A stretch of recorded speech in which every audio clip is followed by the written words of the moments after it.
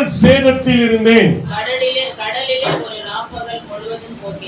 கடலில ஒரு ராப்பகல் முழுவதும் போக்கினேன். அநேக தடவை பிரயாணத்துல இருந்தான். ஆறுகள் அவன் போற தண்ணியில அவனுக்கு நிறைய பிரச்சனை வந்துச்சு. நிறைய இடத்துல அவங்க சந்திச்சதுங்களா யார் தெரியுங்களா? திருடர்கள் அவனை மீட் பண்ணாங்க.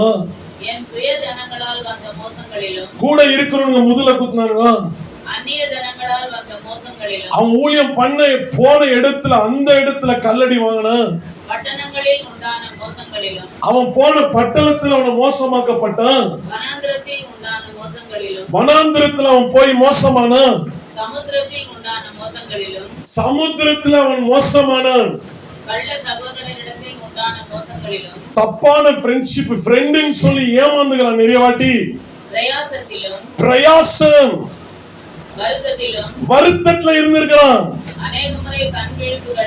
அநேக தடவை அவனுக்கு தூக்கமே இல்ல பாருங்க. அவன் கண்ணுக்கு தூக்கமே இல்ல நிறைய தடவை. பசியில இருந்திருக்கிறான். தாகத்துல இருந்திருக்கிறான். உபவாசத்துல இருந்திருக்கிறான். குளிர்ல இருந்திருக்கிறான். துணியே இல்லாம இருந்திருக்கிறான் அவன் லைஃப்ல. நல்லா புரிஞ்சுக்கோங்க.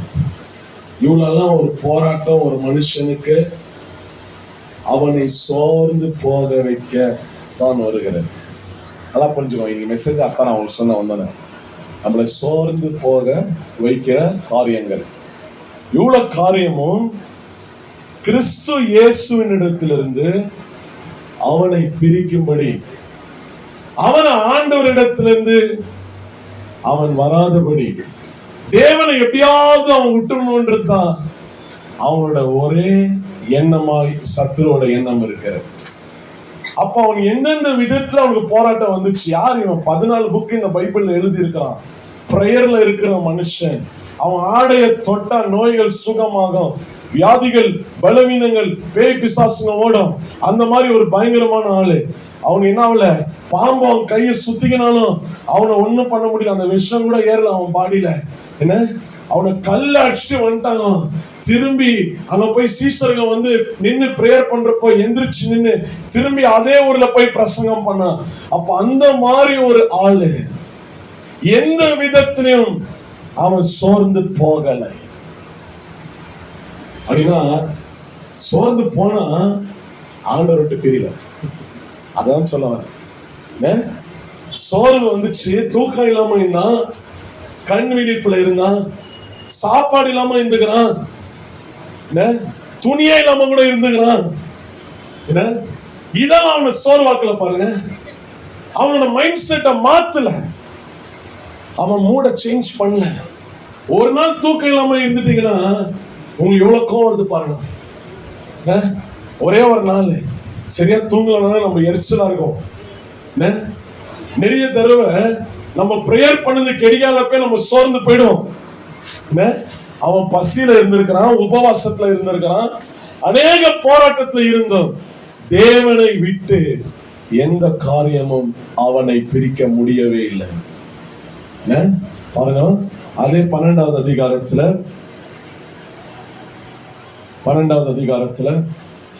9வது வசனம் பாருங்க என்ன சொல்லுது. அதற்கு அவன், கர்த்தர் அவனை பார்த்து சொன்னார், என் கிருபை உனக்கு போதும். அல்லேலூயா. பவுலை பார்த்து சொல்லுகிறார், என் கிருபை உனக்கு போதும். சாத்தானால ஒரு முள்ளு கொடுக்கப்பட்டிருந்தது. இன்னைக்கு சாத்தானால ஒரு முள்ளு கொடுக்கப்பட்டிருக்குது.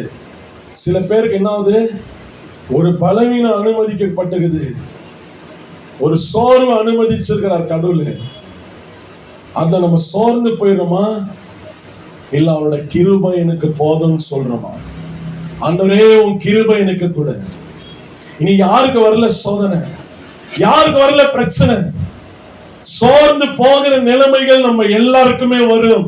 ஆனா உன் கிருபை எனக்கு போதும்.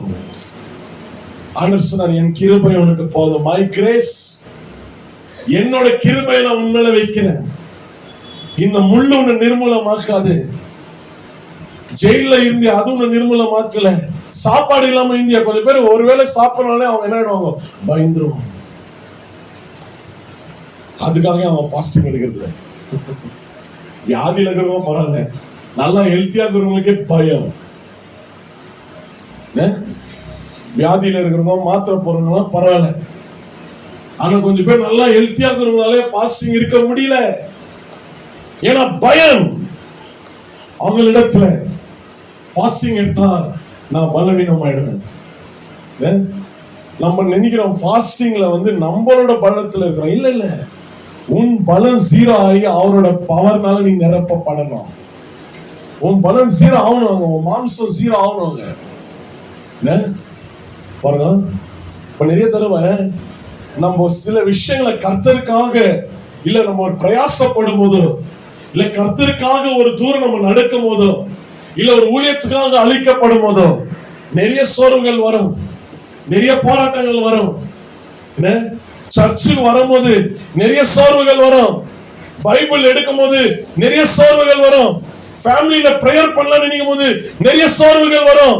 ஆனா இதெல்லாம் தாண்டி என் கிருபை உனக்கு போதும் என்று கர்த்தர் சொல்லும் போது அந்த கிருபையை புடிச்சுக்கின்னு அவரோட பலத்துல நான் போராடணும். நான் சோர்ந்து போய் உட்கார்ந்து இருக்க கர்த்தர் என்ன கூப்பிடல, சோர்வை ஜெயிக்க கர்த்தர் என்ன கூப்பிட்டு இருக்கிறாரு. சோர்ந்து போய் ஒரு மூலையில உட்கார ஆண்டவர் நம்மளை கூப்பிடல. சோர்வு இந்த உலகத்துல இருக்கிற வரைக்கும் நம்மளை பின்தொடர்ந்து வரும். நம்ம எல்லாருக்குமே சோர்வு வரும். யாருமே சொல்ல முடியாது நான் டயர்டா இல்ல, நான் ஃபுல் பவரா தான் இருக்கிறேன். இல்ல, அது உன் பவர் இல்ல, அவர் பவர். அப்ப அவர் தான் அந்த வல்லமையை கொடுக்கிறாரு. பாருங்க என்ன சொல்றது, அப்படியே படிங்க அந்த வசனம். ஒண்ணு முடியல. என் கிருபை உனக்கு போதும், உன்னோட பலவீனத்திலே என் பலம் பூரணமாய் விளங்கும் கர்த்தர் சொல்லுகிறார். ஹல்லேலூயா. உன்னை பலவீனம் ஆக்காம அவரோட பலம் எப்படி உனக்கு புரியும்? நான் எப்பவுமே ஸ்ட்ராங்கா இருக்கணும்னா முடியாது. புரியுதுங்களா? ஜிம்மு கொண்டு போவேன், சாப்பாடு சாப்பிட மாட்டேன்னு சொன்னா எவ்வளவு மோசம் பாருங்க. ஏன்னா அவங்க அப்ப பாடி பில்ட் ஆவாங்களா? பில்ட் ஆகாதுங்க இல்லைங்களா? நல்லா எக்ஸசைஸ் பண்ணுவேன், ஆனா எனக்கு சாப்பாடு வேணாம்னா உடம்பு பில்ட் ஆகாது. அப்ப ஆண்டோட வார்த்தை எனக்கு வேணும், ஜெபம் வேணும், சபை வேணும். அவரோட ஐக்கியமா இருக்கணும்னா கண்டிப்பா ஊழியம் செய்யணும்னா கண்டிப்பா சோர்வு உண்டாகும். ஏதோ ஒரு விதத்துல பலவீனம் உன்னை தாக்கும். ஏதோ ஒரு விதத்துல பலவீனம் உண்மையில இருக்கும்படி உணரப்படுவாய், உணர்த்தப்படுவ. நீ ஏங்கி நிக்கிறதும் நீ கேட்கிறதும் ஆண்டவரோட பிரசன்னம். தானியேலோட புஸ்தகத்தை படிச்சோன்னா அநேக தடவை உடம்புல பலமே இல்ல, நோ ஸ்ட்ரென்த், பலமே இல்ல அவனிடத்துல. என்ன அப்ப அவன் பலத்துல நம்ம ஊழியம் பண்ணல, அவன் பலத்துல இது செய்யல.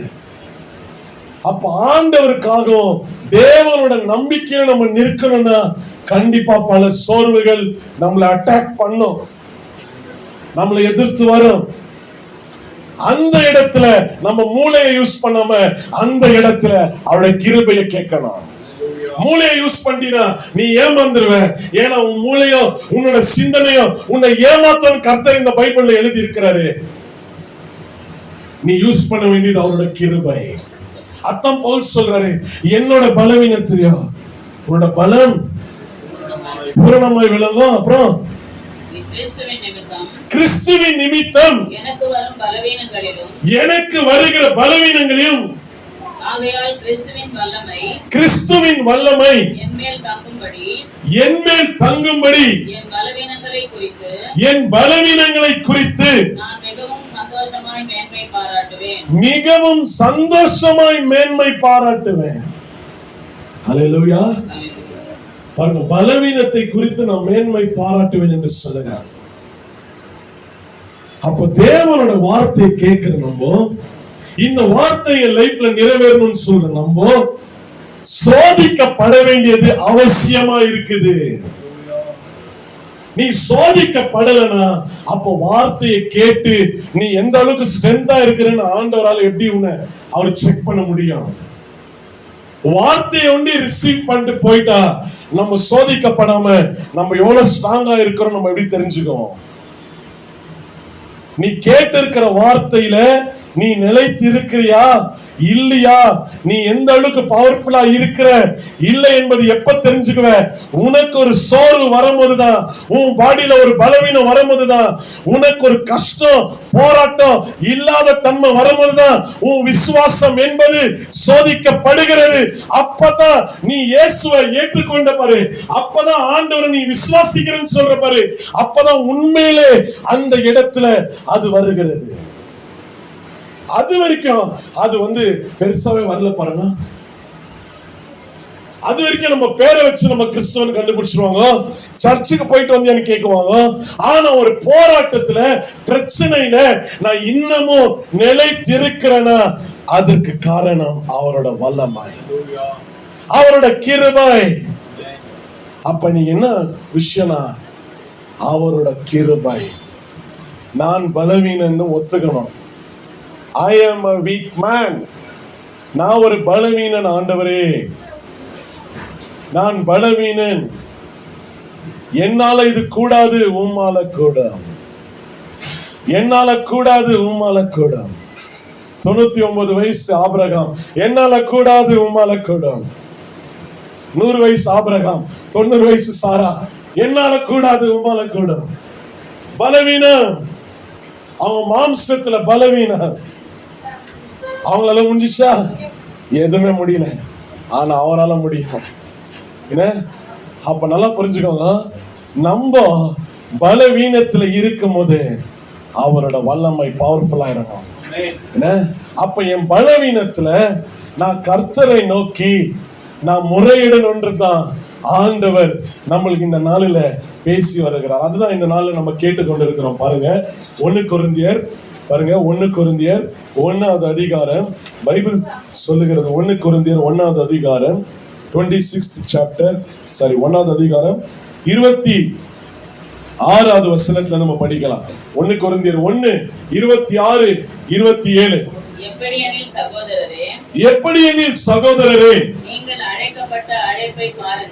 நீங்க அழைக்கப்பட்ட அழைப்பை பாருங்கள்.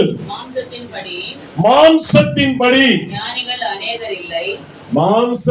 ஞானிகள் அநேகர் இல்லை, வல்லவர்கள் அநேகர் இல்லை, பிரபுக்கள் அநேகர் இல்லை. ஞானிகளை வெட்கப்படுத்தும்படி உலகத்தில் அல்லேலூயா யார ஆண்டவர் செலக்ட் பண்ணிட்டாரு?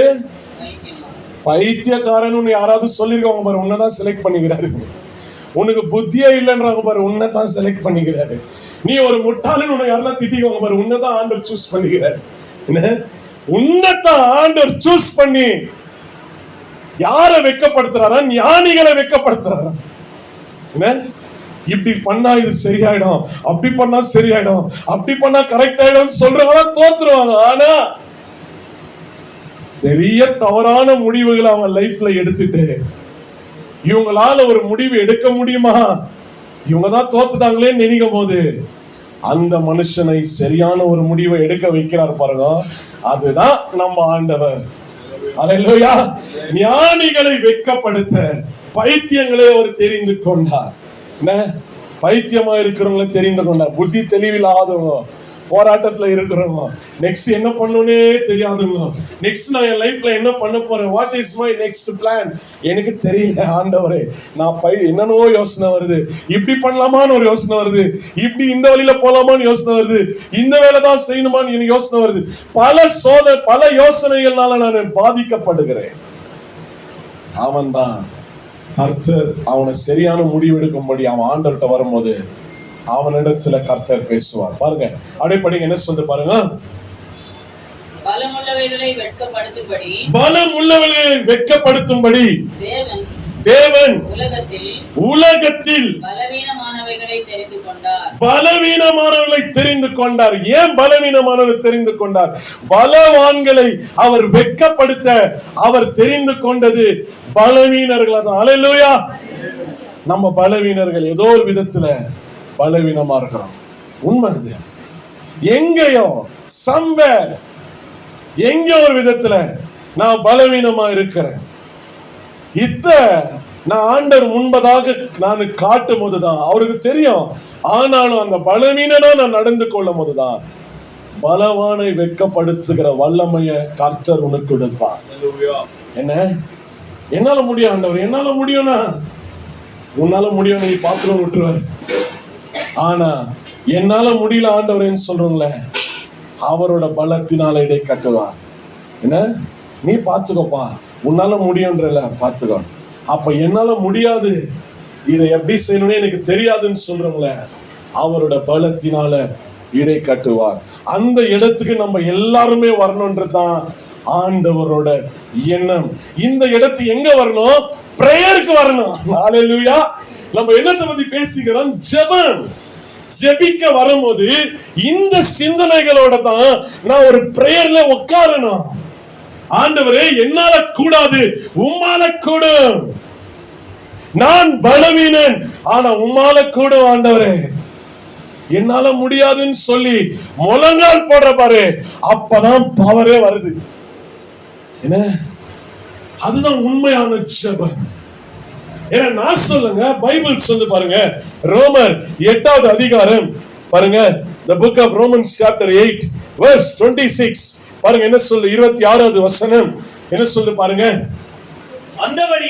அந்தபடியே ஆவியானவர் நமது பலவீனங்களில் நமக்கு உதவி செய்கிறார். நாம் ஏற்றபடி வேண்டிக் கொள்ள வேண்டியது என்னதென்று ரொம்ப கன்ஃபியூஷன். நான் எதுக்காக பிரேயர் பண்ணோம், என்ன விஷயத்துக்காக பிரேயர் பண்ணோம், எந்த திசையில போறதுக்காக நான் ஜெபிக்கணும்? we are confused many times. நிறைய வாட்டி அநேக சிந்தனைகளால பாதிக்கப்படுகிறோம். அதனால தான் ஆவியானவர் நம்மளுக்கு வேணும். அப்ப கரெக்டான ஒரு பிரேயரை என்னால பண்ண முடியும். ஏன்னா பிரேயர் பண்ண போகும்போது நிறைய சிந்தனைகள் நம்ம மைண்ட்ல ஓடினுக்கும்.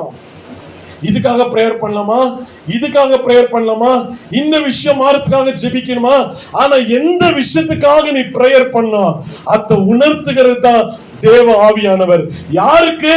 பலவீனருக்கு உதவி செய்யதான் தேவ ஆவியானவர் அந்த இடத்துல வருகிறார். பாருங்க என்ன சொல்லுது. அறியாமல் இருக்கிறபடியால் ஆவியானவர் தாமே வாக்கு கடங்காத பெருமூச்சுகளோடு நமக்காக வேண்டுதல் செய்கிறார். அல்லேலூயா. அவர் தான் நமக்காக வேண்டுதல் செய்கிறார். நான் ஆண்டோட சமூகத்தில் இருக்கும்போது என்னை மறைத்து அவர் தான் வெளிப்படுகிறார். அவர் என்னை ஜெபிக்க வைக்கிறார். ஒரு விஷயங்களும் அவர் தான் என்னை ஜெபிக்க வைக்கிறார். இந்த நம்பிக்கை ஃபர்ஸ்ட் இருக்கணும். நீ பிரேயர் பண்ண நினைச்சுக்காத, அவர் உன்னை பிரேயர் பண்ண வைக்கிறாரு. நீ பிரேயர் பண்ணினா நிறைய விஷயத்த மறந்துடுவேன். நிறைய பேருக்காக நம்ம ஜெபிக்கவே மாட்டோம். ஆனா அவர் நம்மளை ஜெபிக்க வைக்கிறதால தான் நம்மளால ஜெபிக்க முடியுது. சில பேருக்காக அவங்க நம்மளுக்கு துரோகம் நினைச்சிருக்கலாம், நம்மளுக்கு அவங்க நம்மளை மன்னிக்காம இருந்திருக்கலாம். ஆனா ஆவியானவர் சொல்லுகிறார், நீ அவங்களுக்காகவும் பிரேயர் பண்ணும், ஜெபிக்கணும். உன்னோட சத்துருக்களுக்காகவும் நீ ஜெபிக்கணும். அப்ப என்ன ஆகும்? அவங்களோட ஆயுதங்கள் உண்மையில் வாய்க்காமலே போகும். அவங்க செய்யறது எதுவுமே நடக்காது. நீ அவங்க ஆசீர்வாதமா இருக்கிறன்னு ஜெபித்துனுக்குவ, அவங்க உனக்கு எதிராக பிளான் பண்ணுவாங்க. அப்ப எப்படி அது நடக்கும்? அப்ப உன்னோட ஜெபத்தை கேட்க வரா, இல்ல அவங்களோட பிளான் அங்க நடக்குமா? உன்னோட பிரேயர் தான் கேட்கப்படும். அப்ப நம்ம எப்படி ஜெபிக்கிறதுன்னு தெரியாதப்போ தேவ ஆவியானவர் நம்மளை பலப்படுத்தி நம்மளை ஜெபிக்க வைக்கிறாரு. ஏன்னா பாருங்க, இந்த உலகத்துல நான் அப்பே சொன்ன மாதிரிதான் நம்மளோட சத்ருவா இருக்கிறவன் யாரா இருக்கிறான் பாருங்க. பைபிள் சொல்லுகிறது, அவன் யோவான் 10வது அதிகாரம் 10வது வசனம் என்ன சொல்லுகிறார் பாருங்க. எப்படி இந்த தேவ ஆவியானவர்னால நம்மளை பலப்படுத்த முடியும்? 10th chapter 10th verse பாருங்க என்ன சொல்லு. திருடன் திருடவும் கொல்லவும் அழிக்கவும் வருகிறானே அன்றி வேறொன்றுக்கும் வரான். வேற எதுக்குமே வர மாட்டான். ஒரு திருடன் எதற்காக வரான்? உன் வீட்டுல இருக்கிற வேல்யூபிளான விஷயங்களை திருடதான் வரான். எங்க ஃப்ரெண்டு இந்த இடத்துல வீடு கட்டிருக்காங்க, இந்த ஆஸ்டின் டவுன்ல.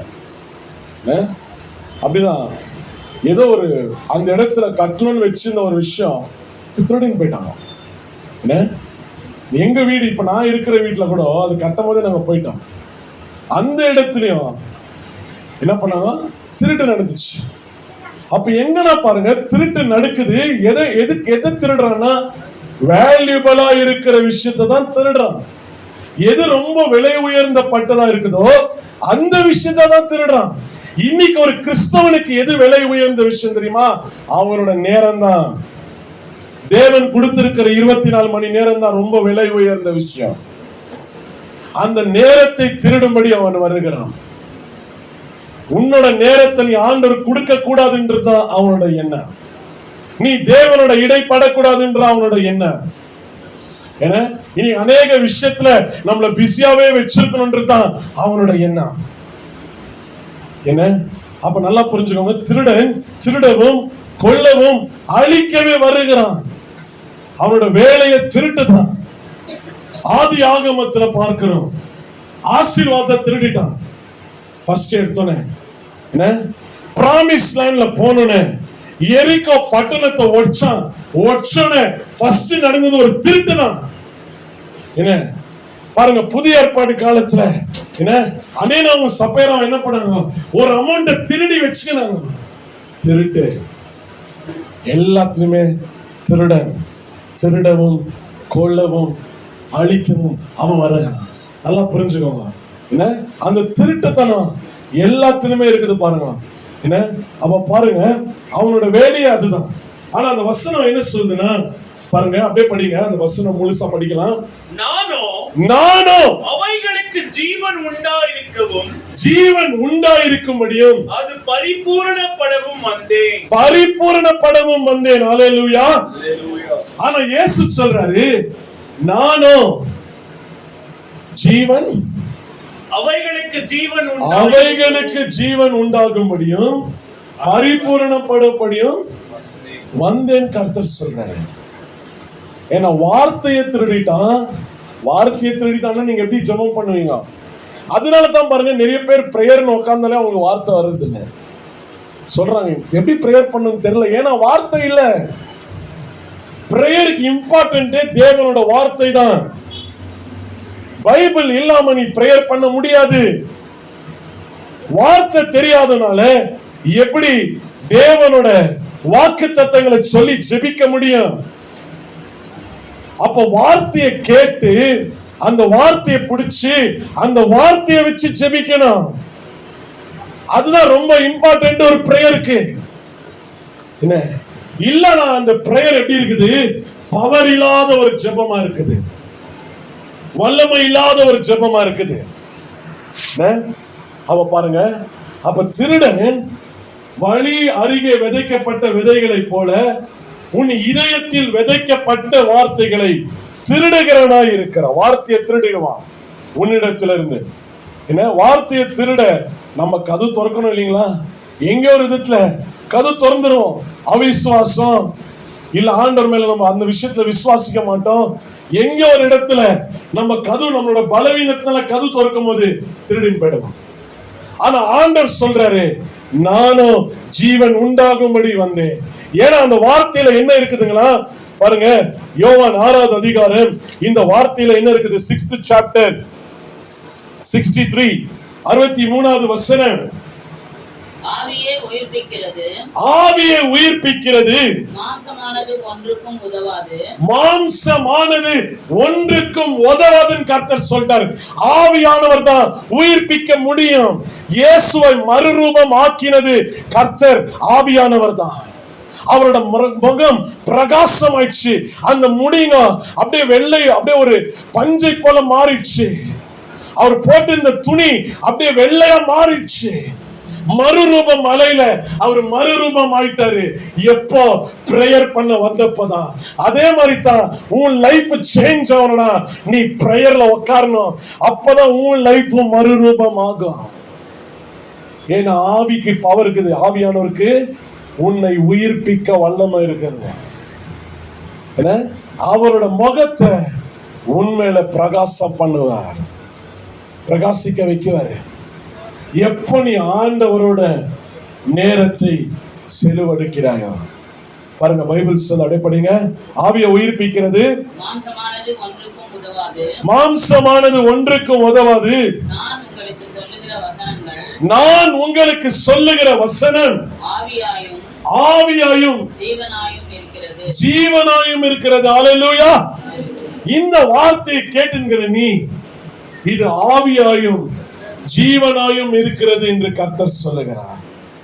அதனால தான் நம்ம வார்த்தையை கேட்கிறத விட்டு விடக்கூடாது. நெகேமியா எஸ்ராவோட காலத்துல பைபிள் எடுத்து படிக்கும் போது அங்க இருக்கிற ஜனங்களா கண்ணீர் விட்டு அழுறாங்க. வார்த்தையை கேட்க கேட்க அவங்க இருதயத்துல அந்த வார்த்தை உழுவ உழுவ அவங்க யார் என்பதை உணர்ந்து கண்ணீர் விட்டு அழுதார்கள். ஏன்னா வார்த்தைக்கு அந்த பவர் இருக்குது, நம்மளை உடைத்து உருவாக்குகிற வல்லமை. அதனால தான் எவ்வளவு தடை வந்தாலும் சண்டே சர்ச் மிஸ் பண்ண கூடாது. ஏன்னா அந்த வார்த்தை உண்மையில விழும்போது நீ உடைக்கப்பட்டு மறுரூபமாவ, நீ ஒரு புது மனுஷியாவ, புது வல்லமையை பெற்றுக்கொள்வ. நீ மிஸ் பண்ணிடும் போது என்னாவது, அந்த பலவீனம் உன் ஆளுகை செய்து உனக்கு பவர் இல்லாம போயிடுது. சத்துவத்தை ஆண்டவரால கொடுக்க முடியல. ஏன்னா சத்துவம் என்பது என்ன? இப்ப நம்ம எப்படி சாப்பிடாம இருந்தா நம்மளால சத்துவமா இருக்க முடியுமா? இருக்க முடியாது. வார்த்தையை கேட்கலனா அதே மாதிரி நம்மளுக்கு பவர் இல்ல. வார்த்தை தான் உன்னோட வல்லமை. நல்லா புரிஞ்சுக்கோ. எந்த சூழ்நிலையிலும் உன்னால பெட்ல இருந்தே ஏஞ்சிக்க முடியலனா நீ வராம இருந்தா பரவாயில்ல. ஆனா வேற எந்த நிலைமைக்காகவும் எதற்காகவும் தேவனோட வார்த்தையை கேட்கறது நீ விடவே கூடாது. ஏன்னா வார்த்தையை கேட்கறதுனால என்ன நடக்கும்னா பைபிள் சொல்லுகிறது பாருங்க. ரோமர் 10வது அதிகாரம் 10th chapter, the book of Romans chapter 10, 10வது அதிகாரம் 16வது வசனத்துல இருந்து பார்க்கலாம். அனுப்பப்படாவிட்டால் ஆனாலும் சுவிசேஷத்துக்கு எல்லாரும் பாருங்க எவ்வளவு கவனமா நம்ம படிக்கணும். என்ன சொல்லுங்க? ஆனாலும் 16 ஆனாலும் சுவிசேஷத்திற்கு எல்லாரும் கீழ்ப்படியவில்லை. எல்லாராலையும் கீழ்ப்படிய முடியாது. அதை குறித்து தான் ஏசாயா தீர்க்கதரிசி, கர்த்தாவே எங்கள் மூலமாய் கேள்விப்பட்டதை விசுவாசித்தவன் யார் என்று சொல்லுகிறான். ஆதலால் விசுவாசம் கேள்வினால வரும், கேள்வி ஹல்லேலூயா. நம்மளால உண்மையா இருக்க முடியாது. ஆண்டவருக்கு ஒரு வாட்டி வார்த்தையை கேட்கும் போது நம்மளுக்கு அந்த விசுவாசம் வந்துடும். ஹல்லேலூயா. இந்த உலகத்துல யாரும் பர்ஃபெக்ட் இல்லை, நான் எப்பவுமே சொல்லுவேன். அதனால தாங்க நம்ம சர்ச்சுக்கு வரணும். நான் பவர்ஃபுல்லா இருக்கிறேன்றதுக்கு இல்ல, நான் பலவீனமா இருக்கிறேன். எனக்கு வார்த்தை வேணும். வார்த்தை இருந்தா என்னால என்ன பண்ண முடியும்? அவர் மேல இன்னமும் விசுவாசமா நான் நடந்து கொள்ள முடியும். அப்ப விசுவாசத்தினால நீதிமான் பிழைப்பான் என்று வசனம் சொல்லுகிறது. வார்த்தை கேட்கலனா நான் எப்படி விசுவாசத்தை நிலைத்திருக்க முடியும்? அதனால தான் சொல்றேன், வார்த்தை ரொம்ப இம்பார்ட்டன்ட். அதை கேட்கும் போதுதான் எனக்குள்ள விசுவாசம் வரும். என்ன பாருங்க, அதனால தான் ஆண்டவர் சொல்லுகிறாரு, நம்ம வார்த்தையை கேட்காம ஜெபிக்காம இருந்தா நமக்குள்ள என்ன வந்துருங்க, நமக்குள்ள ஒரு போராட்டம் வருகிறது. ஏன்னா பாருங்க, திருடன் திருடவும் கொல்லவும் அழிக்கவே வருகிறான். எப்படி அவன் அந்த மாதிரி வருகிறான்? எப்படி நம்மளை பலவீனப்படுத்துகிறான்? பாருங்க, நம்மளை எப்படி பலவீனப்படுத்துகிறான் அப்படின்றத நம்ம நல்லா தெரிஞ்சுக்கணும். இன்னைக்கு நான் எல்லாத்தையுமே பிரசங்கம் பண்ண போறதுல ஒரே ஒரு விஷயத்தை தான் அவன் எந்த விதத்துல நம்மளை பலவீனப்படுத்துகிறான் நான் உங்களுக்கு காட்ட போகிறேன். என்ன? லூக்கா 4வது அதிகாரம் 4th chapter. லூக்கா 4வது அதிகாரம் 5வது வசனம் 5th verse. பின்பு பிசாசு அவரை உயர்ந்த மலையின் மேல் கொண்டு போய், உயர்ந்த மலை மேல இயேசுவை கொண்டு போய் உலகத்தின் சகல ராஜ்யங்களையும், உலகத்துல இருக்கிற சகல ராஜ்யங்களையும் ஒரு நிமிஷத்திலே அவருக்கு காண்பித்து, அல்லேலூயா, இயேசுவோட கண்ணுக்கு முன்பதாக உலகத்துல இருக்கிற ஒரே நிமிஷத்துல எல்லா ராஜ்யங்களையும் அவன் காட்டிட்டான்.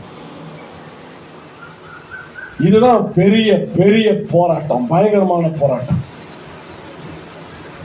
இயேசுவுக்கு அவனால இந்த உலகத்தை காட்ட முடியும்னா, உன்னோட கண்ணுக்கு நிறைய விஷயத்தை அவனால காட்ட முடியும். பார்க்கிற அத்தை நீ எப்படி ஜெயிக்கிறன்றதுதான் சோதனையே. அல்லேலூயா. இதுதான் பெரிய போராட்டம். நம்ம பார்க்கிற விஷயம்தான் சிந்தனையா மாறும். அல்லேலூயா. நீ எதை பார்க்கிறியோ அதுதான் இந்த மைண்ட்ல சிந்தனையா மாறும், தாட்ஸா மாறும். அப்ப இந்த தாட்ஸ் என்ன பண்ணுதுன்னா, நம்மள நிறைய தடவை தூங்க விடாதபடி நம்ம தாட்ஸே நம்மள என்ன பண்ணுது, நம்மள சாகடிக்குது. நிறைய தடவை இந்த சிந்தனைகள் நம்மளை ஏமாத்துது. அதனாலதான் கர்த்தர் சொல்றார், சுய புத்தியின் மேல் சாராமல் முழு இருதயத்தோட என்ன நம்பிட்ட. ஏன்னா ஏசப்பாக்கு நிறைய பேர் அவனை அண்டர் எஸ்டிமேட் பண்ணிரும். ஏசப்பாக்கு உலகம் எப்படி இருக்குதுன்னு காண்பித்தவன். உனக்கு இந்த உலகம் அதுல இருக்கிற காரியங்களை கண்டிப்பா உன் கண்ணு திறக்கப்பட்டு அதை காணும்படி அவன் செய்வான். இந்த உலகம் அவனுடையது. நான் சொல்றது உலகம் என்ற ஒரு சிஸ்டம் அவனுடையது.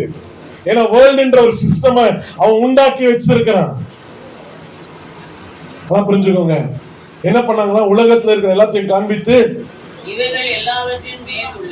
இவைகள் மேலுள்ள அதிகாரத்தையும் இவைகள் மேல இருக்கிற மகிமையும் உனக்கு தருவேன். இவைகள் எனக்கு ஒப்பு கொடுக்கப்பட்டிருக்கிறது. எனக்கு இஷ்டமானவனுக்கு இவைகளை கொடுக்கிறேன். எனக்கு இஷ்டமானவனைக்காக நான் அதை கொடுப்பான். கண்டிப்பா ஒரு நாள் வரும். ரெவலேஷன் 13 இருக்குது. அவனுக்கு அவன் கொடுக்கதான் போறான் இந்த உலகத்தை அவன் கையில.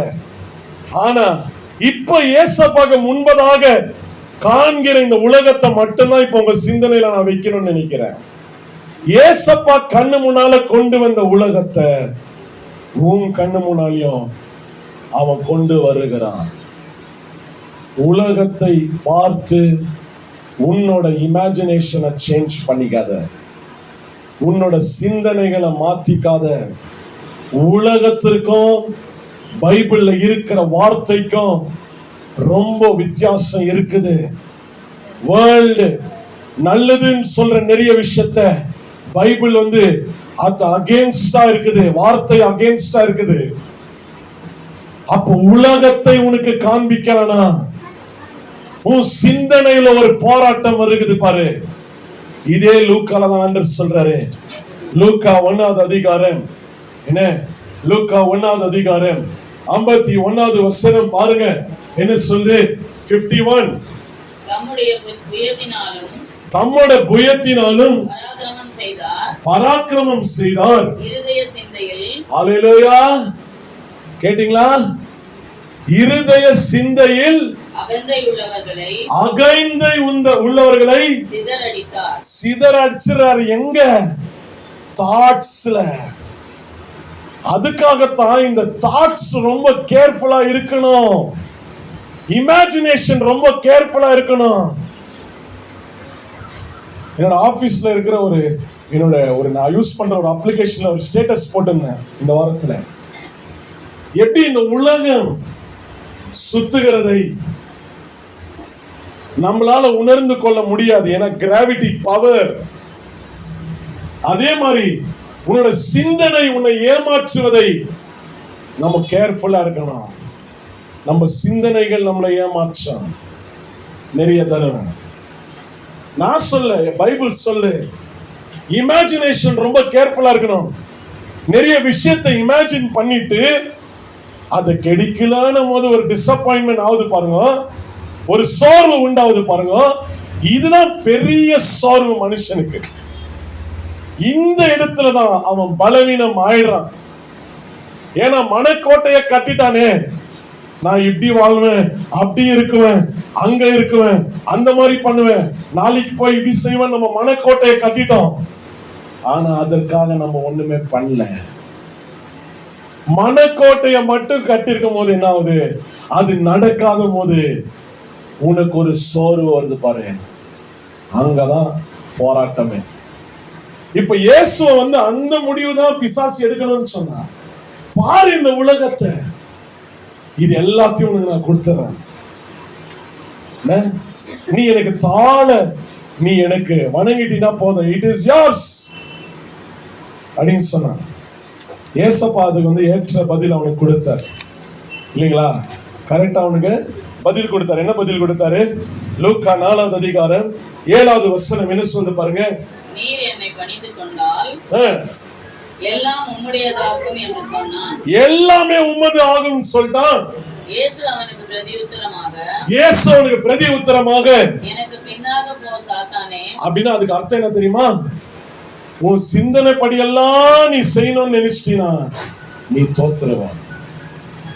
நிறைய வாட்டி நம்ம சிந்தனை படியெல்லாம் நான் செய்யணும்னு நினைக்கிறேன் பாருங்க. சிந்தனை எப்படியெல்லாம் வருதோ அப்படியெல்லாம் நான் செய்யணும்னு நினைக்கும் போது அங்கதான் நம்ம தோத்து போறோம். There we are defeated. அங்கதான் சோர்வு, அங்கதான் என்னோட பலவீனம். ஏன்னா ஏன் இஷ்டப்படி, ஏன் சிந்தனைப்படி நான் இத்த செய்ய நினைச்சிட்டேன், அவசரப்பட்டுட்டேன். ஆண்டவர் என்ன சொன்னார்? அப்பால போ சாத்தானே. அப்ப என்ன சொன்னாரு? தேவனாகிய கர்த்தரை பணிந்து கொண்டு, தேவனாகிய கர்த்தரை பணிந்து கொண்டு அவர் ஒருவருக்கே ஆராதனை செய்வாயாக. அதோட அர்த்தம் என்னன்னா, பைபிள்ல சொல்லுகிறது, தேவனை மட்டும்தான் நான் சார்ந்து இருக்கணும். உன்னோட சிந்தனைகளை இல்ல, உன் சுய புத்தி மேல சாராம தேவனை மட்டுமே எல்லா சூழ்நிலையும் நீ சார்ந்து இருக்கும் போது உன் சிந்தனை தோத்துரும். ஆனா கர்த்தர் உன்னை கைவிட மாட்டாரு. அல்லேலூயா. கர்த்தர் கைவிட மாட்டாரு. சிந்தனை கைவிட்டுரும், யோசனைங்க தோத்துரும். அல்லேலூயா. எண்ணம் போன போக்கெல்லாம் நடுங்கும் பாருங்க. அதனால தான் ஆண்டவர் சொல்றாரு, that is why we pray. அதனால தான் ஏசப்பா என்ன சொல்றாரு, நமக்கு ஜெபத்துல என்ன பண்ணுன்றாரு? பிலிப்பியர் 4வது அதிகாரம் 6வது வசனம் என்ன சொல்லுது பாருங்க. 4th chapter 6th verse. நீங்கள் ஒன்றுக்கும் கவலைப்படாமல் எல்லாவற்றையும் குறித்து உங்கள் விண்ணப்பங்களை ஸ்தோத்திரத்தோட கூடிய ஜெபத்தினாலும் வேண்டுதல்னாலும் தேவனுக்கு தெரியப்படுத்துங்கள். அல்லேலூயா. யாருக்கு? ஆண்டவருக்கு நம்ம தெரிய வச்சணும். ஆண்டவரே, நான் இப்படி செய்யணும்னு இருக்கிறேன்பா, ஏசப்பா எனக்கு இது ஆசையா இருக்குது. எப்படி ஒரு அப்பா கிட்ட நம்ம ஓடி போய் சொல்லுவோம், இயேசுவே, அந்த மாதிரி ஏசப்பா கிட்ட ஓடி நம்மளை பணிந்து கொண்டு சார்ந்து இருக்கிறோம் பாருங்க. அதுதாங்க பிரேயர்.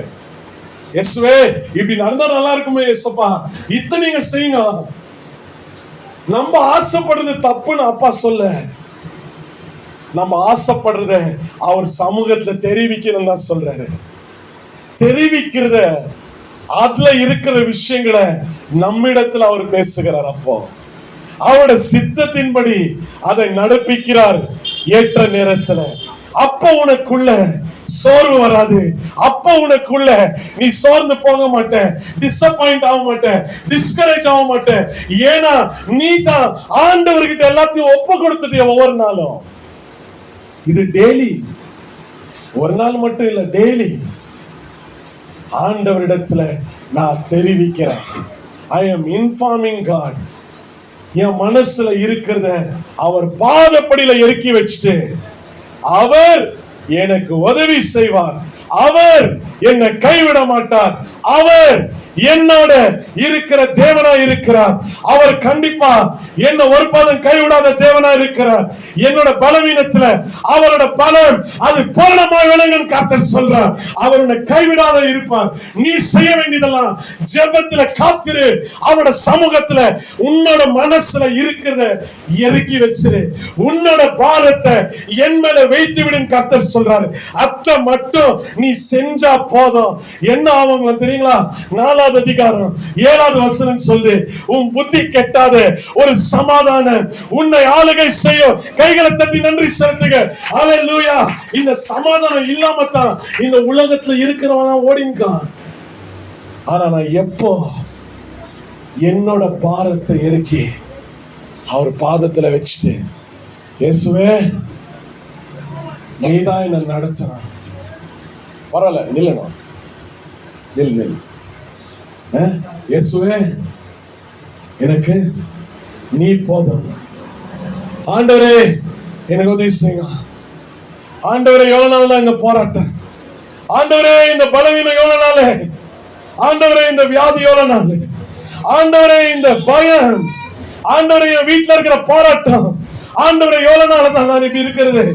ஆண்டவரே வெக்கத்துக்கு பதிலாக நீர் ஆசீர்வாதத்தை கூட, ரெட்டிப்பான ஆசீர்வாதத்தை கூட. ஆண்டவர் என்ன உயர்த்தும். நான் தலை குனிந்த இடத்துல என் தலையை உயர்த்தும். நான் சோர்ந்து போன இடத்துல என்ன முழு பலத்தோட நடத்தும். நான் கண்ணீரோட இருக்கிறேன், சோர்ந்து போய் வந்து இருக்கிறேன், என்ன உயர்த்தும். அதுதான் உன்னோட ஜெபமா இருக்கணும். ஹல்லேலூயா. ஏன் இந்த பிரேயரை நான் பண்ணணும்? Why should I pray? நான் ஏன் இந்த மாதிரி என்னோட பாரத்தை அவரோட பாதப்படியில இறக்கி வைக்கணும்? ஏன் நான் ஏசப்பா கிட்ட நான் எல்லாத்தையும் தெரிவிக்கணும்? ஏன்னா பைபிள் சொல்லுது, ஏசாயா தீர்க்கதரிசி 55:8 வசனம் பாருங்க என்ன சொல்லுது. 55:8 பாருங்க என்ன சொல்லுது. 55வது அதிகாரம் 8வது வசனம். என் நினைவுகள் உன் நினைவுகள் அல்ல. என் நினைவுகள் மகனே உன் நினைவுகள் அல்ல. உங்கள் வழிகள் என் வழிகளும் அல்லவென்று கர்த்தர் சொல்லுகிறார். உன் வழிகள் என் வழிகள் அல்ல. This is not the plan which I have. நான் உனக்கு வெச்சிருக்கிற திட்டம் இது இல்ல. நீ சும்மா இருக்க நான் உன்னை கூப்பிடல, நீ உட்கார்ந்து இருக்க நான் உன்னை அழைக்கல. உன்னோட நினைவுகள் படி நடக்காது, என்னோட வார்த்தையின்படி தான் நடக்கும். அவர் சொன்ன வார்த்தை நிறைவேறுமே தவிர உன்னோட சிந்தனை தோத்து போகும். அதுதான் கர்த்தர் சொல்லுகிறார். என் நினைவுகள் உன் நினைவுகள் அல்ல. அதனால தான் அந்த யோசனை நம்ம பெருசா நினைக்க கூடாது. அந்த யோசனை என்ன ஏமாத்தும். நிறைய தடவை பைபிள் எடுக்காதன்னு சொல்லும். நிறைய தடவை பிரேயர் பண்றதுனால உனக்கு என்ன நடக்குதுன்னு சொல்லும். நிறைய தடவை சர்ச்சுக்கு போறதுனால உனக்கு என்ன பயன், உபவாசிக்கிறதுனால உனக்கு என்ன பயன். நிறைய தடவை உன்னிடத்துல அந்த மாதிரி சத்ரு வந்து பேசுவான், உன்னை பலவீனப்படுத்துவான். நிறைய தடவை நீ உயிரோட இருக்கிறதுக்கு லாக்கி இல்ல, செத்துரு, உயிரோட இருக்காத, கோ, ஏதாவது வண்டி முன்னால விழுந்து உயிரோட இருக்காத, இது பதில் நீ செத்துலாம் அப்படின்னு எண்ணங்களை கொடுப்பான். அதனால தான் சொல்றேன், எண்ணங்களை நம்பி ஏமாறாத. இதுதான் ரொம்ப பெரிய போராட்டம். இயேசுக்கு முன்பதாக சாதாரணமான ஒரு சோதனை வரல. சாதாரணமா நம்ம நினைக்கிற மாதிரி இந்த உலகத்தை காண்பிக்கல. அவரோட கண்கள் சோதிக்கப்பட்டது இந்த உலகத்தை பார்க்கும்படி. ஆனா எங்க அப்பா இயேசு, நம்மளோட தேவனாகி இயேசு, அவர் சொன்னாரு, கர்த்தரா அவரை மட்டும்தான் நான் ஆராதிப்பேன். என்னோட கண்கள் அவர் மேலதான் இருக்கும், உலகத்தின் மேல இல்ல. Not on the world but on Jesus. அவர் மேல தேவன் மேல மட்டும்தான் இருக்கும்னு அவர் என்ன பண்ணாரு? ஒப்பு கொடுத்தாரு. பெரிய போராட்டம் அது. அந்த 3 சோதனை அத்தை வச்சு ஒரு 3 வாரம் எடுக்கலாம். என்ன அவ்வளவு பெரிய விஷயம் இருக்குது அதுல. என்ன சாதாரண சோதனையா நினைக்கிறோம், இல்ல பெரிய போராட்டம் அது. என்ன அப்ப உன் நினைவுகள் என் நினைவுகள் அல்ல, உன் வழிகள் என் வழிகள் அல்ல. அதுக்கப்புறம் என்ன சொல்றாரு பாருங்க, பூமியை பார்க்கிலும் வானங்கள் எப்படி உயர்ந்திருக்கிறதோ அப்படியே உங்கள் வழிகளை பார்க்கிலும் என் வழிகளும் உங்கள் நினைவுகளை பார்க்கிலும் என் நினைவுகளும் உயர்ந்திருக்கிறது. அதனாலதான், ஏன்னா நம்மளோட தாட்ஸுக்கும் நம்ம நினைக்கிறதுக்கும் பரலோகத்துல சிங்காசனத்துல உட்கார்ந்து இருக்கிற அந்த கடவுளோட எண்ணத்திற்கும் ரொம்ப வித்தியாசம் இருக்குது. அவர் நம்ம வாழ்க்கையை குறித்து சிந்திக்கிறதுக்கும் நம்ம வாழ்க்கையை குறித்து சிந்திக்கிறதுக்கும் ரொம்ப வித்தியாசம் இருக்குது. நான் என் ஊழியத்தை எப்படி பண்ணணும்னு நினைக்கிறதுக்கும் நான் ஊழியம் எப்படி பண்ணணும்னு நினைக்கிறதுக்கும் ரொம்ப வித்தியாசம் இருக்குது. நான் எப்படி பிரேயர் பண்ணணும்னு நினைக்கிறதுக்கும் அவர் எப்படி நான் பிரேயர் பண்ணணும்னு நினைக்கிறதுக்கும் ரொம்ப வித்தியாசம் இருக்குது. இட் இஸ் வெரி எவ்வளவு டிஸ்டன்ஸ் இந்த பூமிக்கும் வானத்துக்கும் இருக்கிற அளவுக்கு நமக்கும் அவரோட எண்ணங்களுக்கும் வித்தியாசம் இருக்குதுங்களா? அதனால தான் பிரேயர்ல வையே, பிரேயர் பண்ணாம எதுவும் பண்ணாத. பிரேயர் பண்ணி கர்த்தர் பேசுவாரு, அதுக்கப்புறம் ஒரு முடிவெடு. எது எடுத்தாலும் என்ன செய்தாலும் எங்க ஊழியத்துக்கு போனால் பிரேயர், காட் ஸ்பீக், ஆண்டவர் பேசும், பேசுற வரைக்கும் வெயிட்டிங். பேசுனா ஓகே, ஐ அம் மூவிங், நான் போறேன், இந்த வார்த்தை வச்சு போறேன். அந்த வார்த்தை தான் என்னோட எனக்கு வழிகாட்டும் தீபமாய், என் பாதத்துக்கு தீபமாவும் என் பாதைக்கு வெளிச்சமாவும் அவரோட வார்த்தை தான் என்னை நடத்தணும். ஹல்லேலூயா. அவர் போகிற இடத்துல போகணும், போகாதன்னு சொன்ன இடத்துல போக கூடாது. அதான் அவரோட வார்த்தை. போவாதன்னு சொல்லிட்டாருன்னா போக கூடாது. விஷ் பண்ணாதன்ட்டாருன்னா விஷ் பண்றதுல ஒரு ஹல்லேலூயா. ஏன்னா இருக்கும் நிறைய காரணங்கள், நிறைய விஷயத்த சொல்லவே முடியாது. தப்பா நினைச்சுக்குவாங்க, ஒண்ணுமே பண்ண முடியாது. தப்பா நினைச்சுக்கிறவங்க இந்த உலகத்துல இருக்குவாங்க, அவங்கள எதுவும் பண்ண முடியாது. ஆண்டவர் தப்பா நினைச்சிட கூடாது. ஆண்டவர் என்னை குறித்து என்ன நினைக்கிறாரு என்னோட எண்ணம். அப்ப அதுதான் விஷயம். அப்ப பாருங்க, என் நினைவுகள் உன் நினைவுகள் இல்ல. பவுல் எங்க போயிட்டான் பாருங்க. பவுலுக்கு ரொம்ப ஆசை, ஊழியம் பண்ணனா ரொம்ப ஆசை. ஆண்டவர் இடத்துல எல்லா இடத்துலயும் போய் பிரசங்கம் பண்ண, இன்னும் நிறைய இடத்துல ஆண்டவர் பத்தி சொல்லணும், இன்னும் நிறைய இடத்துல ஆண்டவர் பத்தி சொல்லணும்னு அவனுக்கு ஆசையா இருந்துச்சு. பாருங்க, அப்போஸ்தலர் 16வது அதிகாரம் 16th chapter 16வது அதிகாரம் 6வது வசனம், 16th chapter 6th verse 6. அவர்கள் பெருகியா கலாத்தியா நாடுகளில் கடந்து போனபோது, அந்த பக்கம் கிராஸ் ஆகும்போது ஆசியாவிலே வசனத்தை சொல்லாதபடிக்கு, அல்லேலூயா, வசனத்தை சொல்லாதபடிக்கு பரிசுத்த ஆவியினாலே தடை பண்ணப்பட்டு, எல்லா இடத்துலயும் ஆவியானவர் சொல்ல மாட்டாரு பேசுன்னு. நம்ம தான் தெரிஞ்சுக்கணும் எங்க எந்த வார்த்தைய நான் பேசணும். புதுசா வந்த விசுவாசிக்கிட்ட நீ என்ன பேசணும்? விசுவாசத்துல இப்பதான் வந்து நிக்கிறவங்கிட்ட நீ எந்த இயேசுவை பிரசன்ட் பண்ணணும்? ஒரு நாள் ஃபுல் காஸ்பல் நீ சொல்ல போற, ஒரு நாள் பைபிள்ல இருக்கிற 10 கட்டளையோட உனக்கு சொல்லி கொடுக்க போற. ஆனா இப்ப அவன் தெரிஞ்சுக்க வேண்டியது முதலாவது அந்த வார்த்தை இல்ல. இயேசு இந்த உலகத்துல வந்து எனக்காக ரத்தம் சிந்தினார், என் பாவங்களை அவர் சுமந்து கொண்டார், என் பாவங்களாய் அவர் என் சாபத்தை அவர் எடுத்துட்டாரு, எனக்கு புது வாழ்வை கொடுக்க இயேசு வந்திருக்கிறாரு. என் பழைய வாழ்க்கையை அழிச்சிட்டாரு, என் பழைய பாவங்களை அவரோட ரத்தத்தினால கழுவிடுறாரு, எனக்கு புதுசா ஒரு வழியை காட்ட அவர் வல்லவர். என்ன புது மனுஷனா அவர் மாற்ற வல்லவர். சமாதானம் இல்லாத உன் வீட்டுல சமாதானம் கொடுப்பார் இயேசு. கண்ணீரை துடைப்பார் இயேசு. இந்த வார்த்தைகளை போய் புது விசுவாசிகிட்ட பேசினா நீ எந்த வார்த்தையை பேசுங்கிற? எந்த வார்த்தைய கர்த்தர் பேசுன்றாரோ அதை பேசு. பைபிள்ல 66 புக்கு இருக்குது. ஆனா ஆவியானவர் தான் டிசைட் பண்றாரு, நான் பேசணுமா பேசக்கூடாதா. இன்னைக்கு எவ்வளவு விஷயம் இருக்குது. இத நான் பேசணுமா பேசக்கூடாது அவரு தான் சொல்லலாம். இல்ல தெரியாது. பாருங்க நெக்ஸ்ட் என்ன சொல்ல பாருங்க. ஆவியானவர் தடை பண்றார் பவுல, பேசாத, இந்த இடத்துல வார்த்தை பேசக்கூடாது. Next 7th verse. மீசியா தேசம் மட்டும் வந்து மீசியாக்கு வந்தான். பித்தினியா நாட்டுக்கு போக பித்தினியா நாட்டுக்கு வந்தான். பிரயத்தனம் பண்ணினார்கள். அங்கேயும் போக ட்ரை பண்ண ஆவியானவர் அவர்களை போக ஒட்டாதிருந்தார். ஹalleluya. ஆவியானவர் போக விடலீங்களா? போக விடலனா போவாதீங்க. இன்னைக்கு ஆவியானவர் உங்களை வீட்டுல தான் பிரேயர் பண்ண சொல்றாருன்னா வீட்டுல தான் பிரேயர் பண்ணுங்க. போனாதான், இல்லைன்னா ஆண்டவர் தப்பானுங்க அப்படி இல்லை. ஆவியானவருக்கு செவி கொடுங்க. Be sensitive to the spirit. அப்படின்னா செவியை ஷார்ப்பா வச்சுக்கோ. என்ன, ஒரு நாய் கொலைச்சோன்னா கொஞ்சம் பேர் ஏஞ்சுக்குவாங்க. நாய் கொலைக்கிற மாதிரி இருக்குது. சடனா கது தட்ட கொஞ்சம் பேர் ஏஞ்சுக்குவாங்க இல்லைங்களா? உள்ள ஒரு பூனை வந்து ஒரு கிச்சன்ல குச்சோன்னா நம்ம ஏஞ்சிருவோம். என்னாச்சு?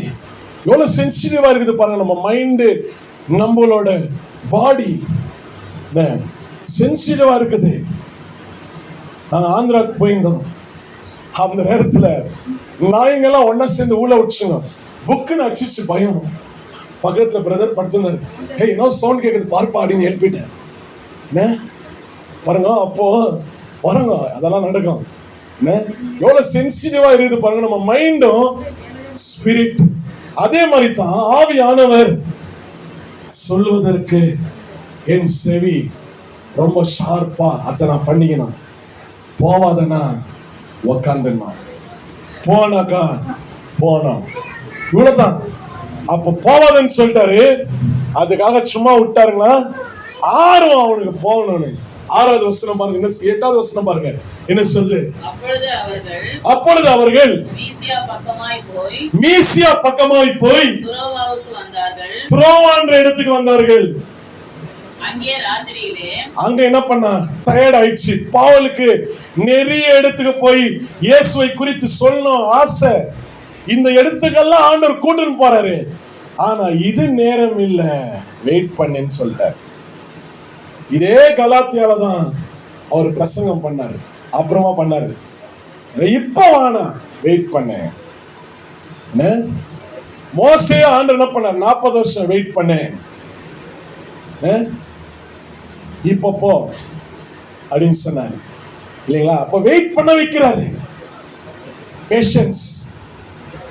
அப்ப அந்த பொறுமையா இருக்கும் போது அங்க ஆண்டவர் கதையெல்லாம் முடிச்சுட்டு நீ போறதுக்கு எந்த தடையும் இல்லாம பண்ணிடுவாங்க.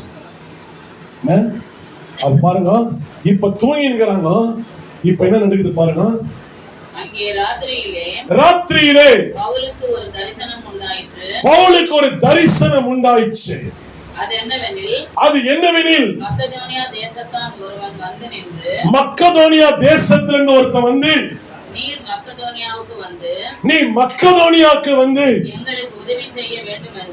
எங்களுக்கு உதவி செய்ய வேண்டும் என்று அந்த சொப்பனத்துல மக்கதோனியா தேசத்துல இருக்கிற வந்து அவனிடத்துல பேசுகிறான். நீ எங்களிடத்துல வர மாட்டியா? நீ போகலன்றது விஷயம் இல்ல, நீ எங்க தேவைப்படுறியோ அங்க போனோம். அது ரொம்ப ரொம்ப இம்பார்ட்டன்ட். ரொம்ப வருஷத்துக்கு முன்னால ராமூர்த்தி நகர்ல அப்படிதான் நான் டெய்லி அப்படின்னு சொல்ல மாட்டேன், வாரத்துக்கு ஒரு நாள் சண்டே சர்ச்சு முடிச்சுட்டு 5 மணிக்கு இங்கிருந்து விட்டுருவேன். போய் ஒரு வீட்டுல பிரேயர் பண்ணினே இருந்தோம். அங்க உணர்த்தப்பட்டேன். அந்த வீட்டுல நாங்க போய் பிரேயர் பண்ற இடத்துல அவங்க ஆல்ரெடி காத்தல வார்த்தை கேட்டு வந்த ஒரு குரூப். நாங்க ஒரு பவர்ஃபுல்லான ஒரு வார்த்தை சொன்னா கூட அங்கிருந்து ஒரு ரெஸ்பான்ஸே இல்லை. ஏன்னா அவங்கதான் காத்துல வார்த்தை கேட்டாங்களே. வயிறு ரொம்ப சாப்பிட்டுனுக்கு நான் போய் பிரியாணி ஆக்கி போட்டா அவன் சாப்பிடுவானா? வானா பிரதர், நாங்க காத்தால நல்லா சாப்பிட்டுட்டோம்னா இல்ல ருசியான கட்லெட்டை கொடுத்தாலும் சாப்பிடுவானா? சாப்பிட மாட்டான். எனக்கு பிடிக்கிற சாப்பாடுங்க அவங்க சொல்லுங்க, சாரி, அதெல்லாம் அவன் சாப்பிட மாட்டான் இல்லைங்களா? அப்போ அங்கிருந்து ஸ்டாப் ஆனா ஈவினிங் எங்கேயாவது ஒரு ப்ரேயர் பண்ணணும்னு நினைச்சேன், என் மனசுல நினைச்சேன். அதுக்கப்புறம் தான் எல்லார் நகர்ல ஈவினிங்ல அந்த இடத்துல வார்த்தை கொடுத்தாரு, அங்க போயிட்டேன். அப்ப நம்ம எங்க போறோம்ன்றது ரொம்ப இம்பார்ட்டன்ட். அனுபவத்துல சொல்றேன், இதை யாருக்காகவும் பிரசங்கம் பண்ணல, அனுபவம். அந்த இடத்துல கர்த்தர் என்னை அனுமதிச்சார். 4-5 வாரம் நான் எவ்வளவு டயர்ட் ஆனாலும் தியாகமா நினைச்சுக்கேன்.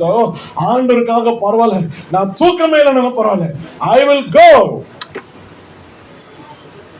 ஆனா அதுல ஒரு ஃபயர் இல்லை, ஃபீல் பண்ணல, உணரல. அப்ப அங்கே சொல்லிட்டு வந்துட்டேன் நான். இங்க யாராவது தெரியாதவங்க வந்தா எனக்கு ஒரு ஃபீல் இருந்துக்கும், தெரியல, நான் ஆண்டவர் திருப்பி உணர்த்தினாரா வரேன்னு வந்துட்டேன். அவ பாருங்க, பவுல் நிறைய இடத்துக்கு போன நிமிஷம் போக முடியல, தடை. மெக்கதோனியால சப்பனத்துல கர்த்தர் பேசுறாரு. இப்ப போனா என்ன நடக்குது தெரியுங்களா? அந்த ஊர் பேரு பிலிப்பி. அந்த இடத்துல 13வது வசனம் பாருங்க என்ன சொல்லுது. 13th verse. ஓய்வு நாளில் நாங்கள் பட்டணத்துக்கு வெளியே போய் ஆற்றின் அருகே வழக்கமாய் ஜெபம் பண்ணுகிற இடத்தில் அங்க நிறைய பேர் வழக்கமா ஜெபம் பண்ணுவாங்களா, உட்கார்ந்து அங்கே கூடி வந்த ஸ்திரீகளுக்கு உபதேசித்தோம். ஸ்திரீகள் அங்க கூடி வந்த ஸ்திரீகளுக்கு பிரசங்கம் பண்ணா, காஸ்பல்ல பிரீச் பண்ணா. என்ன நடக்குது தெரியுமா? இந்த ஒரு ஆத்மா, இந்த ஒரு குடும்பத்திற்காக ஃபர்ஸ்ட் பவுல் ரெடியா இருக்கிறான். கர்த்தர் பார்த்தார், ஒரு ஆத்மா. இன்னைக்கு இருக்கிற ஜனங்களுக்கு பெரிய கூட்டம், பெரிய ஒரு குரூப் இருந்தா அவங்களால பவர்ஃபுல்லா பிரீச் பண்ண முடியும். 1% be a preacher to 1%. ஒரே ஒருத்தனுக்காக கனவுல வந்து கர்த்தர் பேசினாரா? அதுக்கு பின்னால ஒரு பெரிய பிளானே வச்சுக்கிறாரு. இப்ப நீங்க பார்க்க தான் போறீங்க.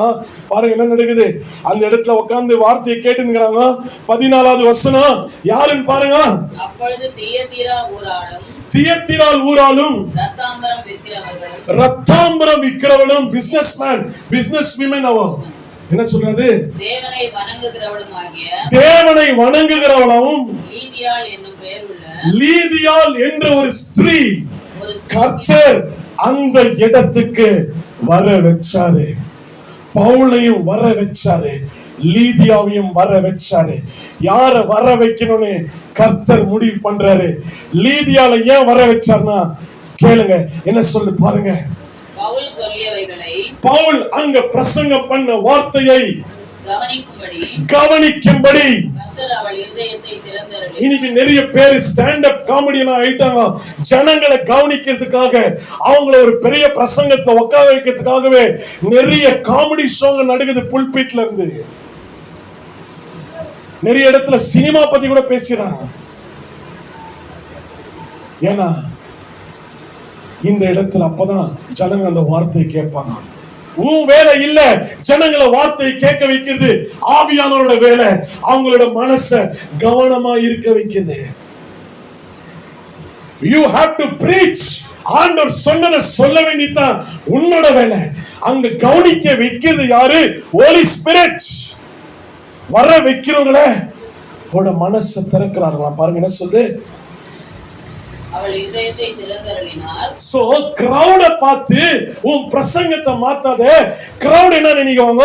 ஒருத்தர் எப்படி பார்த்துனுவாங்க, ஒருத்தர் கீழே பார்த்துனுவாங்க, ஒருத்தர் கொட்டாவி விட்டுனுவாங்க. அதெல்லாம் பார்த்தா பிரசங்கம் பண்ண முடியாது.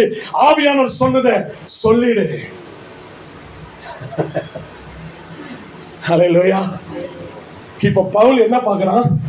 ஆண்டவர் சொன்னதை சொல்லணும். லீதியாளோட மனசு திறந்து அவனுக்கு தெரியாது, அவ்வளவுதான். ஆண்டவர் அத பவுலுக்கு உணர்த்தல. லீதியாளோட மனசு திறந்துச்சா இல்லையான்னு பவுலுக்கு எப்படி தெரியும்? இப்ப லீதியாலே பேச வைக்கிறாரு. இதான் ஆவியானவர். பாருங்க என்ன சொல்லு.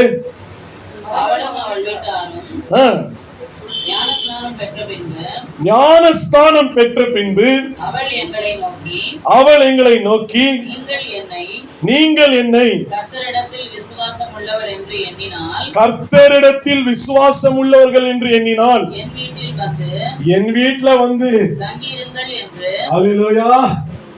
எங்களை வருந்தி கேட்டுக்கொண்டாள். எந்த ஊருக்கு போனான்னு அவன் ட்ரை பண்ணினே இருந்தான் நிறைய ஊருக்கு போறதுக்கு.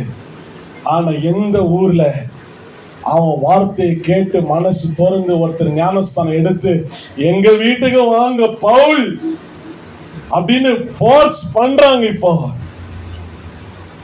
புரியுதுங்களா? ஆவியானவரோட பவர் இங்க. நீங்க சொல்லுங்க, பவுலோட வல்லமை எங்கேயாவது வெளிப்பட்டதா? பவுல் ஆண்டோட வார்த்தைக்கு கேட்கணும், அவ்வளவுதான். அங்க போனா நடக்குது. அவங்க ஞானஸ்தானம் எடுக்கிறாங்க. இப்போ வா எங்க வீட்டுக்கு பிரேயருக்குன்றாங்க. பிகாஸ் காடோட வேர்ட் அவங்க மனசை ஓபன் பண்ணிச்சு. அவங்க மன கண்களை திறந்து விட்டது. போனா அங்க ஒரு தடை, ஒரு தடை பாருங்க. 16வது அதிகாரம். இப்ப நான் சொன்ன மாதிரி இமேஜினேஷன், எண்ணத்துல ஒரு தடை. சேம் ஏசப்பாக்கு வந்த இந்த 3வது சோதனையை பவுலிடத்துல ஒரு குறி சொல்லுகிற ஆவி மூலியமாக சத்துரு கொண்டு வருகிறான். பாருங்க 16வது வசனம் என்ன சொல்ல? அங்க ஒரு குறி சொல்லுகிற ஒரு பெண் இருந்தால் அவன் என்ன பண்ணலாம்? நிறைய குறி சொல்வதனால நிறைய லாபத்தை அவங்க ஓனர்களுக்கு கொடுத்திருந்தா. ஆனா பவுல் இடத்துல சத்துரு எதற்காக அனுப்பினானா? 17th verse 17வது வசனம் பாருங்க என்ன சொல்லுது?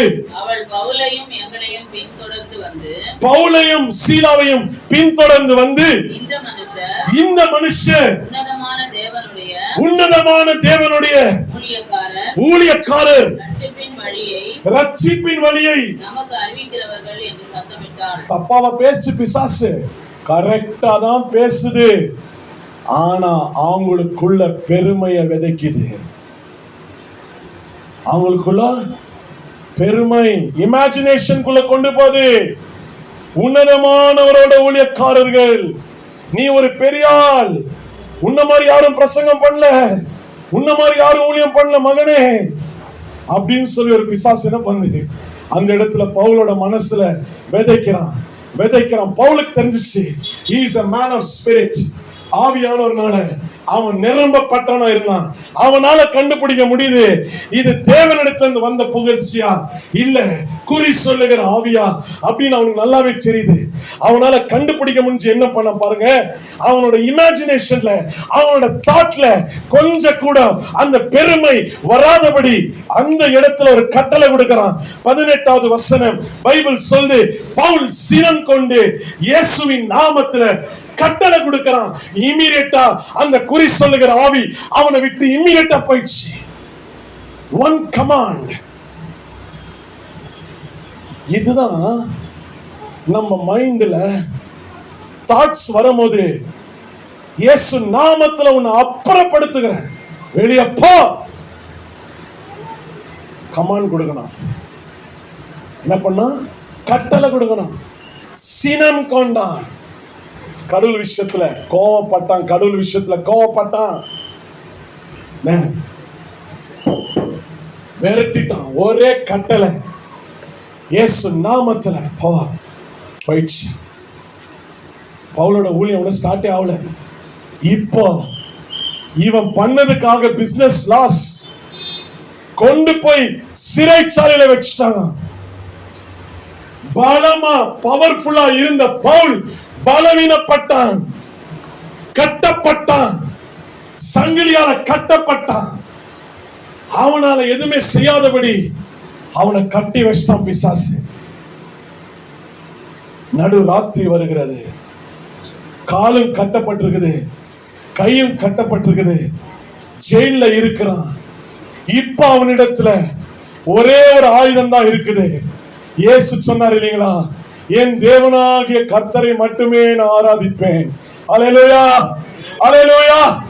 ரொம்ப பெரிய வார்த்தைங்க அது. என் தேவனாகிய கர்த்தரை மட்டும் நான் ஆராதிப்பேன். எந்த சூழ்நிலைக்கு நான் தலை வணங்க மாட்டேன். இந்த சூழ்நிலையில சத்ரு என்ன கொண்டு வந்துட்டானே, அந்த சூழ்நிலைக்கு நான் தலை வணங்கி அதுல நான் தோத்துற மாட்டேன்.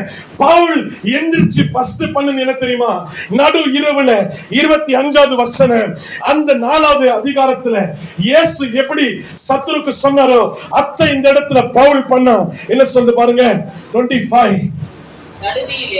சடதியிலே நடுராத்திரியிலே பவுலும் சீலாவும் ஜெபம் பண்ணி தேவனை துதித்து பாடினார்கள். அல்லேலூயா.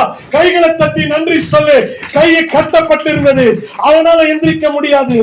ஆனா அந்த இடத்துல அவன் ஆராதனை பண்ணா, வர்ஷிப் பண்ணா.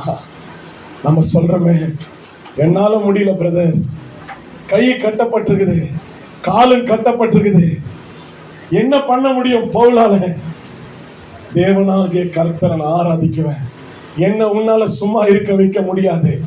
சத்ரு உன்னை சும்மா வச்சிருக்கிறான்னு சொல்லாத. சத்ருவை மேற்கொள்ளுகிற பவரை கர்த்தர் உன்னிடத்துல கொடுத்திருக்கிறார். என்ன துதிச்சு ஆராதனை பண்ணினார்கள். ஒரு ஆத்துமா கர்த்தர் காண்பித்தாருன்னு பார்த்தா எங்கேயாவது போலான்னு வந்தான். மெக்கதோனியாவுல எங்க கட்டப்பட்டிருக்கிறாங்களோ அந்த இடத்துல கர்த்தர் கொண்டு வந்துட்டாரு. சிறையில துதிச்சு ஆராதிக்கிறான். என்ன நடக்குது பாருங்க. அது யாரு கேட்டிருந்தாங்களா?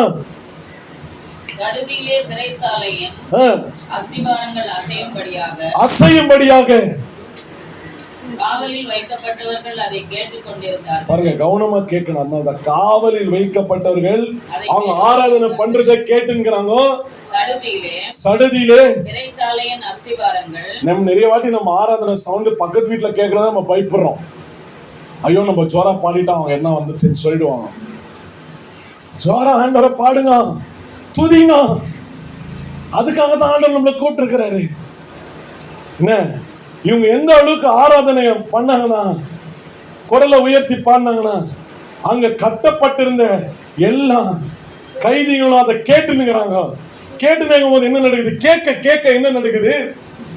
உடனே கதவெல்லாம் திறக்கப்பட்டது, எல்லாரோட கட்டும் அவிழ்க்கப்பட்டது. இதுதான் நான் சொன்னேன்.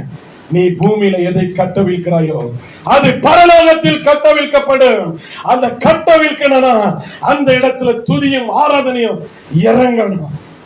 அந்த இடத்துல நீ எப்படி ரியாக்ட் பண்றா? எல்லாம் கட்டவிழ்க்கப்பட்டது. எல்லாமே அந்த இடத்துல ஆண்டோட வார்த்தையை கேட்டு கட்டவிழ்க்கப்பட்டது.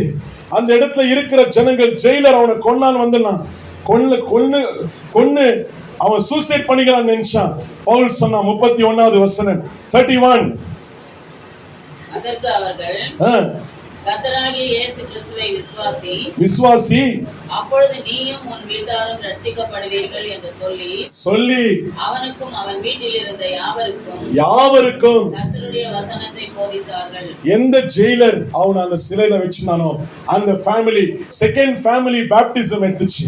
ஃபர்ஸ்ட் லீதியாலோட ஃபேமிலி பேப்டிசம், செகண்ட் அந்த இடத்துல ஜெயிலரோட ஃபேமிலி பேப்டிசம். இது எல்லாமே போராட்டத்துல நடந்தது. ஏன் தெரியுமா? லாஸ்ட் வசனம் அப்போஸ்தலர் 20வது அதிகாரம் 6வது வசனம் 6th verse 26. புளிப்பில்லாத அப்ப பண்டிகையை நாட்களுக்கு பின்பு கப்பல் ஏறி பிலிப்பி பட்டணத்தை விட்டு 5 நாளுக்குள்ளே துறவா பட்டணத்திற்கு அவர்களிடத்தில் வந்து 7 நாள் தங்கியிருந்தோம். பிலிப்பி புஸ்தகம் எழுதப்பட்டது, சபை கட்டப்பட்டது சாதாரண விஷயம் அல்ல. அந்த இடத்துல பவுல் அடிக்கப்பட்டு நொறுக்கப்பட்டான். ஒரு சபை ஒரு இடத்துல எழும்பணும்னா நிறைய பேர் நினைச்சிற மாதிரி சும்மா நடக்காது. இந்த பாறையின் மேல் என்னோட சபையை கட்டுவேன், பாதாளத்தின் வாசல்கள் அதை மேற்கொள்ளாதுன்னு சொன்னான். ஒரு சபையை ஒரு இடத்துல எழுப்பணும்னா ஃபர்ஸ்ட் அங்க இருக்கிற அந்த சத்ருவை அவன் ஜெயிக்கணும். அதனாலதான் பிலிப்பி புஸ்தகத்தை எழுதும் போது நம்ம பார்க்கோம், சிறையில இருந்தார் பவுல். ஃபர்ஸ்ட் சாப்டர்ல நிறைய வசனங்களை சொல்வார். கண்களை முடி செபிக்கலாம், எல்லாருமே எந்திரிச்சு நிக்கலாம், ஆண்டவர் இடத்துல ஒப்பு கொடுக்கலாம். இன்னைக்கு தேவன் நம்ம இடத்துல பேசின இந்த வார்த்தை